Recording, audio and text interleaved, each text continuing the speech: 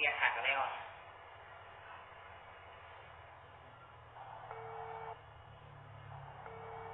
ฮัลโหลเจ้าสบายดีฮัลโหลอันนี้มันเบอร์เทวดาวนี่เจ้าแม่นแล้วมีอย่างสอบถามเนาะโดนบันไดส่งเนื้อคู่เขาลงมาเกิดถ้าโดนแล้วได้เนี่ยผู้โทรมาซื้อว่าจังไดเนาะ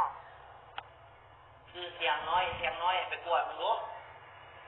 รอท่าเบิดนึงเด้อทีมงานเขากำลังตรวจสอบรายละเอียดอยู่เหงาบ่โดยอ้ายเขาต้องขอโทษหลายๆเด้อชาตินี้โกตาหมดแล้วมีแต่ว่าให้อ้ายรอท่าชาติหน้าเด้อ